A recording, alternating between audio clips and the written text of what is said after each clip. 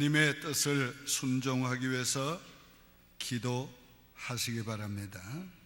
하나님의 뜻은 너무 좋고 완전합니다. 그러나 하나님의 뜻을 순종하는 것은 쉽지 않습니다. 우리가 순종하기 어려운 것은 하나님의 뜻은 우리 뜻보다 높기 때문에 그렇습니다. 하나님의 생각, 하나님의 뜻은 우리 생각보다 더 높습니다. 그래서 다 이해하기 수가 없는 것입니다. 마치 어린아이가 부모의 뜻을 이해하지 못하는 것처럼 우리도 주님의 뜻을 다 이해할 수 없습니다. 또한 우리가 순종하기 어려운 것은 자신의 뜻을 포기해야 되기 때문에 그렇습니다. 어린아이도 자기의 고집을 꺾지 않으려고 합니다. 사람들은 그처럼 고집을 꺾기를 싫어합니다. 순종하기 위해서는 대가를 지불해야 되기 때문에 어렵습니다. 오늘 순종하기 위해서 하나님이 때로는 우리에게 가혹하리만큼 큰 것을 포기하게 하십니다. 그래서 기도하지 않고는 하나님의 뜻을 순종하기 어렵습니다. 예수님은 하나님 아버지의 뜻을 순종하기 위해서 겟세마네 동산에서 밤이 맞도록 기도했습니다. 겟세마네는 감람산에 속해 있는 한 동산입니다. 예수님께서 평소에 제자들과 같이 자주 가셔서 기도하신 곳입니다. 이때 예수님은 제자들에게 내가 심히 고민하여 죽게 되었다고 했습니다. 평소의 예수님의 모습과는 전혀 다른 그런 모습을 보인 것입니다. 예수님이 이처럼 고뇌하신 것은 육신의 죽음 때문만은 아닙니다. 많은 순교자들도 노래하며 찬양하며 환한 빛나는 모습으로 죽었습니다. 하물며 예수님께서 죽음이 두려워서 그렇게 하신 것은 아닙니다. 예수님으로 하여금 이렇게 고뇌하게 하며 아프게 하신 것은 죽음이 아니라 죽음을 가져온 그 죄 때문입니다. 죄의 권은 곧 아담의 죄를 자신이 받아야 하고 자신이 그 죄값을 치루야 하는 그 고통 때문이었습니다. 모든 죄의 수치와 공포는 물론이고 불순종한 아담의 죄까지 받아들여야 하는 바로 그 고뇌였습니다. 그 밤 예수님은 십자가 위에서 일어날 상황을 미리 맛보며 체험하면서 기도했습니다. 하나님의 진노를 받아서 하나님께까지 버림을 받게 될 그 상황을 지금 내다보면서 주님이 그걸 친히 겪으면서 고뇌하며 기도하신 것입니다.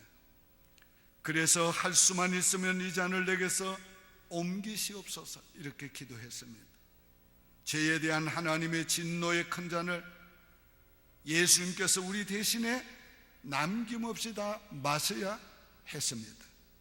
죄를 알지도 못했던 그분이 죄인이 되시고 죄인이 받는 하나님의 진노를 받아서 버림받게 될 것을 내다보며 그는 그 상황을 미리 겪으면서 기도했습니다.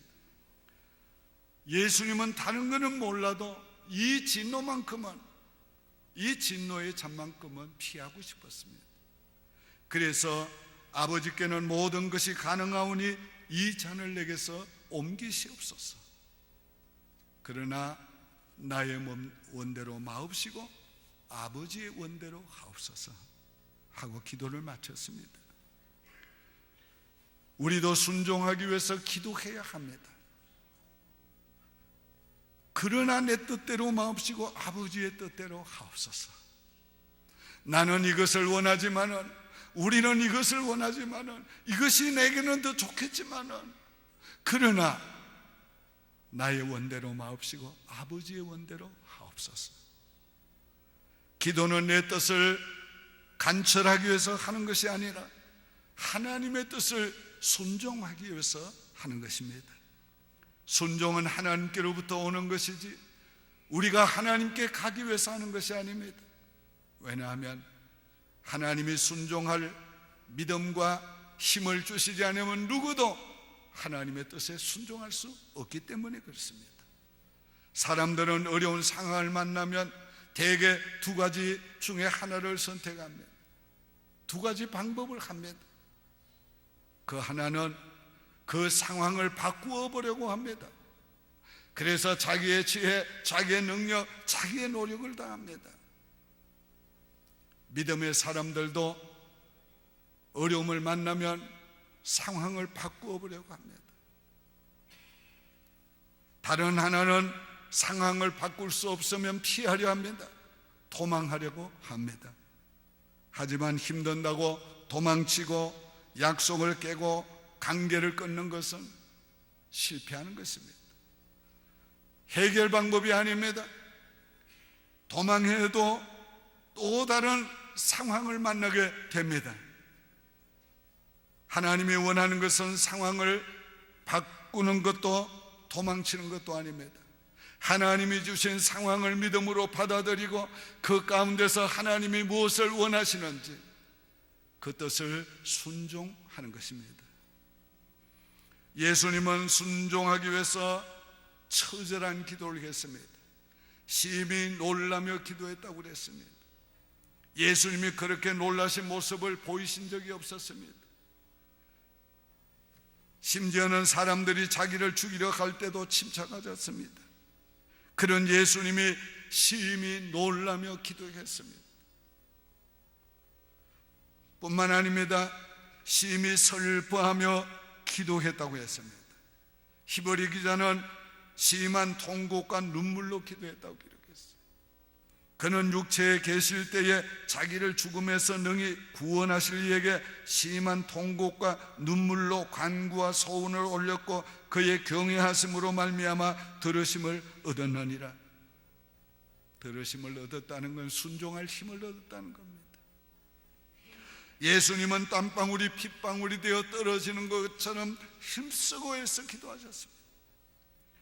감람산은 원래 올리브 기름을 짜서 간제로 많이 드립니다. 오늘 그와 같이 예수님께서 정말 자기의 진액을 다 짜서 하나님의 뜻에 순종하기 위해서 기도하신 것입니다. 예수님은 그 밤이 맞도록 3번이나 기도했어요. 짧은 3번이 아니라 긴 기도를 하고 또 제자들에게 와보시고 또 긴 기도를 하고 또 와보시고 또 긴 기도를 하시고 또 와보시고 3번째 오셨을 때는 제자들이 피곤해서 잠들어 있었어요. 오늘 우리가 하나님 앞에 주의 뜻을 순종하기 위해 기도하는 것은 바로 이렇게 기도해야 되는 겁니다.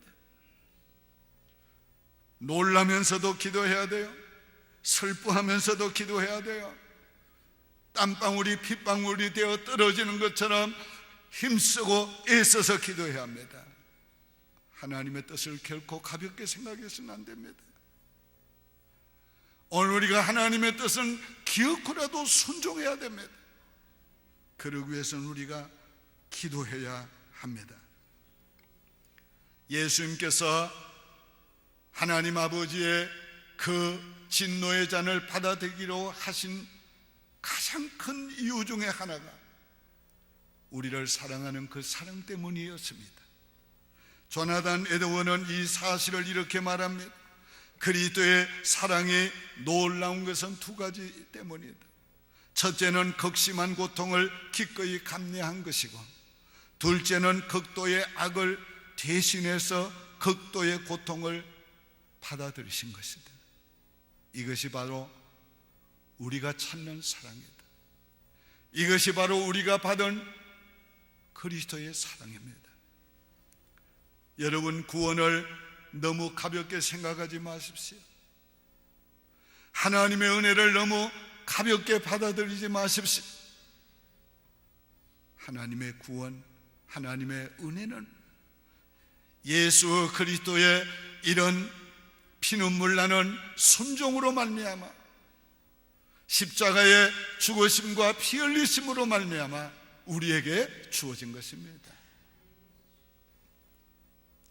제가 성지 순례하면서 참 많은 은혜를 받았어요.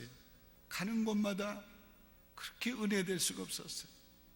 그런데 제가 가장 은혜를 받고 많이 운 곳은 바로 예수님이 기도하셨던 바로 그 장소였어요. 그 바위에 무릎을 꿇고 앉았어요. 마치 예수님의 그때에 가졌던 아픔과 고뇌가 전율처럼 내게 전달되는 것 같았어요. 내 마음 가운데 막 그 주님의 지난 아픔과 고통, 슬픔이 밀려오는데 눈물이 펑펑 쏟아졌어요. 얼마나 울었는지 몰라요. 그때의 제 심정을 옮겨서 적은 시가 있습니다. 겟세마네 동산에서, 겟세마네 동산에 올라 주님의 흔적을 덧없는다. 내 천한 무릎 꿇고 엎드리니 그의 흔적이 진하게 묻어난다. 그의 고뇌와 고독이 살아나고 그의 아픔과 통곡이 살아나고 그의 땀방울 핏방울이 살아나고 그의 처절했던 투쟁이 살아나고 이제 더 이상 기도가 아니었다. 가슴으로 토하는 그의 통곡이었다. 가슴으로 토하는 나의 통곡이었다.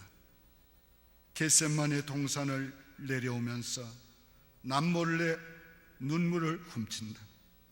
주님의 사랑이 나를 울린다.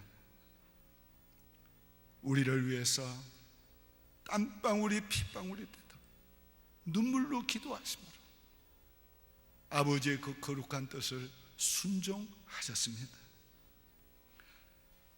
온전한 순종이 온전하게 만듭니다. 히브리서 5장 8절에 그가 하나님의 아들이면서도 받으신 고난으로 순종함을 배워서 온전하게 되셨은즉 자기에게 순종하는 모든 자에게 영원한 구원의 권한이 되시고 하나님께 멜기세덱의 반차를 따른 대제사장이라 칭하심을 받으셨느니라. 여러분, 온전한 순종이 온전하게 만듭니다. 예수님의 온전한 순종이 구세주가 되셨어요. 예수님의 온전한 순종으로 구원의 권한이 되셨어요. 예수님의 온전한 순종으로 구원을 이루시고 구원의 권한이 되셨어요. 구원은 오직 예수 그리스도로 말미암아 받게 되었습니다. 또한 온전히 순종함으로 멜기세덱의 반차를 따라 영원한 대제사장이 되신 것입니다. 온전히 순종하여 우리도 온전해져야 하겠습니다. 주님께 온전히 순종하는 자에게 구원의 권한이 되신다고 했어요. 여기에 주님께 온전히 순종한다는 말은 무슨 말입니까? 주님께서 순종한 그 온전한 순종을 우리가 받아들이는 순종을 말하는 것이에요. 그러면 구원이 이루어진다는 거예요. 구원의 권한이 되는 거예요. 오늘 우리가 온전히 주님께 순종하기 위해서 기도해야 합니다.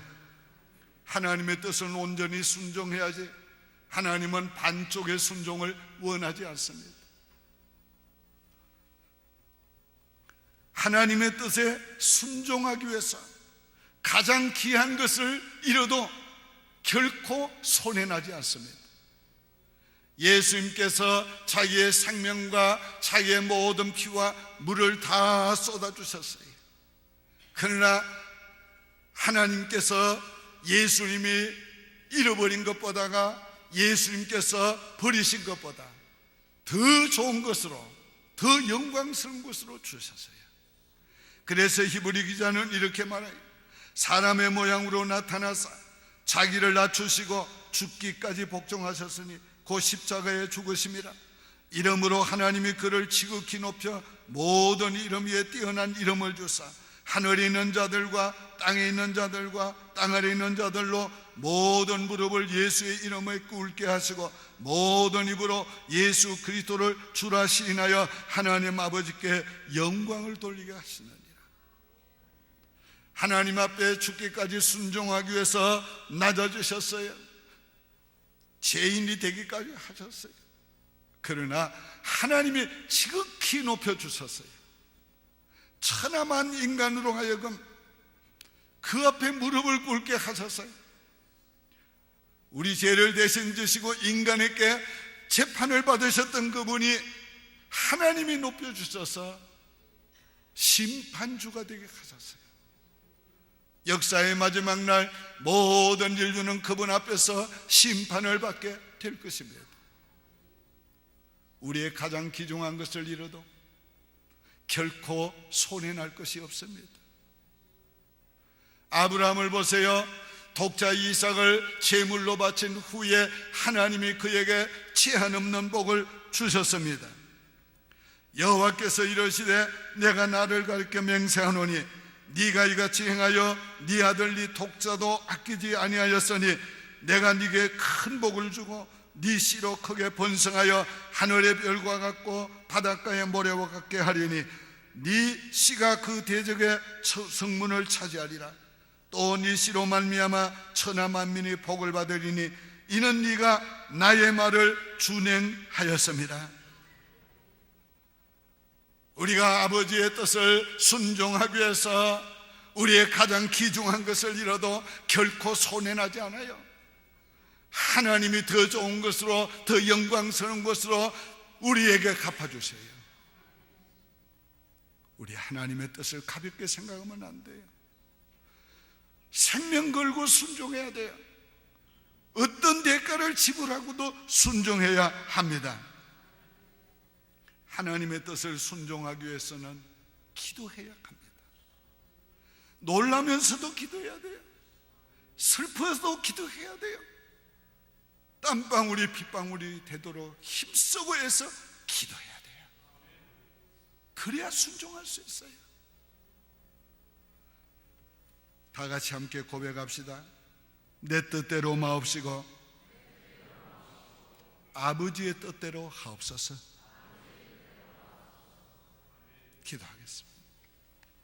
오직 주의 사랑